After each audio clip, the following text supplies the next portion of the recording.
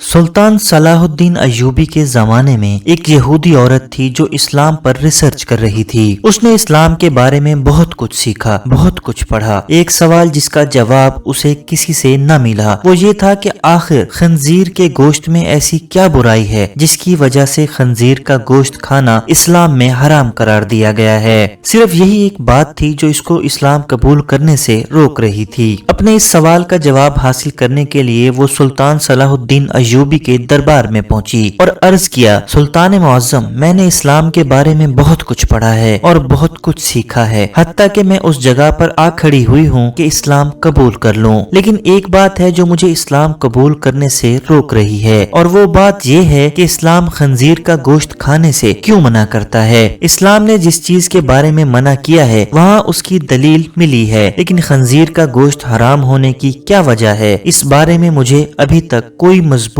دلیل نہیں ملی۔ میں نے بائبل کو پڑھا تو بائبل میں بھی خنزیر کا گوشت کھانے سے منع نہیں کیا گیا، لیکن اسلام کیوں منع کرتا ہے؟ آخر اس گوشت میں ایسی کیا خرابی ہے کہ اسلام اس کو کھانے سے منع کرتا ہے؟ سلطان صلاح الدین ایوبی نے اپنے ایک مشیر کو حکم دیا کہ بائبل کی وہ کتاب میرے پاس لے آؤ جو اپنی اصل حالت میں موجود ہے۔ جب بائبل کی کتاب پیش کی گئی تو سلطان نے وہ حوالہ تلاش کر کے اس یہودی عورت کو دکھایا جہاں لکھا ہوا تھا کہ خنزیر کا گوشت کھانا منع ہے۔ خاتون نے حیران ہو کر کہا، یہ کیا بات ہوئی؟ میرے پاس جو کتاب ہے اس میں تو لکھا ہوا ہے کہ خنزیر کا گوشت کھانا منع نہیں ہے۔ یہ سن کر سلطان نے جواب دیا، مجھے ترس آتا ہے تمہارے ان لکھاریوں پر جنہوں نے اپنی عیاشیوں کے لیے اس پاک کتاب کو اپنے لفظوں سے تبدیل کر دیا ہے۔ تمہارے پاس جو بائبل ہے یہ اپنی اصلی حالت میں موجود نہیں۔ ابھی تو میں نے صرف اس کتاب سے ثابت کیا ہے کہ خنزیر کا گوشت کھانا منع ہے، اب میں اسے سائنسی لحاظ سے بھی ثابت کروں گا۔ پھر سلطان نے اس عورت سے کہا کہ کل صبح خنزیر کا گوشت پکا کر میرے دربار میں لے آنا۔ دوسرے دن اس عورت نے خنزیر کا پکا ہوا گوشت سلطان کی خدمت میں پیش کر دیا۔ سلطان نے اس کو کراہت سے دیکھتے ہوئے کہا کہ اب اس کی بوٹی کے 2 حصے کرو۔ خاتون نے جب چھری سے بوٹی کے 2 حصے کیے تو درمیان میں سے گوشت کچا تھا۔ سلطان نے اس خاتون سے کہا کہ کیا تم نے اس گوشت کو اچھی طرح پکایا نہیں تھا؟ تو وہ کہنے لگی، نہیں سلطان معظم، میں نے تو اس کو بہت اچھی طرح سے پکایا ہے۔ تو سلطان نے کہا کہ اب تمہاری سمجھ میں یہ بات آ گئی ہوگی کہ یہ حرام گوشت ہے، اسے جتنی بھی اچھی طرح پکایا جائے یہ درمیان میں کچا رہ جاتا ہے، اور جب یہ تمہارے پیٹ کے اندر جاتا ہے تو بہت سی بیماریوں کا سبب بنتا ہے۔ دوسری بات یہ ہے کہ سور جس جگہ رہتا ہے یہ اپنے ارد گرد کی تمام گندگی حتیٰ کہ انسانوں کی گندگی کو بھی کھا جاتا ہے، اس کی خوراک بہت ہی غلیظ ہوتی ہے۔ اس حوالے سے وہ غلاظت اس کے گوشت میں بھی شامل ہوتی ہے جو بذات خود بیماریوں کا منبع ہے۔ تیسری بات کہ جب سور کی مادہ کسی دوسرے سور کے ساتھ جنسی تعلق قائم کرتی ہے تو یہ اسے دیکھ کر خوش ہوتا ہے اور فخر محسوس کرتا ہے، اور یہ بے غیرتی کی خصلت اس کے گوشت میں بھی پائی جاتی ہے، اور اس کا گوشت کھانے والا بھی انہی صفات کا حامل ہوتا ہے کہ اپنی عورتوں کو دوسروں کے حوالے کر کے خوش ہوتا ہے اور فخر محسوس کرتا ہے۔ یہ واحد جانور ہے جس میں اتنی غلاظت اور بے شرمی بھری ہوئی ہے۔ جب آپ ایسے جانور کا گوشت کھائیں گے جس کی بنیاد غلاظت سے بھری ہوئی ہے تو وہ آپ کو کیا فائدہ دے گا؟ یہ بات سن کر وہ یہودی عورت سلطان صلاح الدین ایوبی کے سامنے جھک گئی اور کہا کہ سلطان معظم، اب آپ ہی مجھے کلمہ پڑھائیں۔ سلطان صلاح الدین ایوبی نے اس عورت کو کلمہ پڑھایا اور تمام دربار اللہ اکبر کے نعروں سے گونج اٹھا۔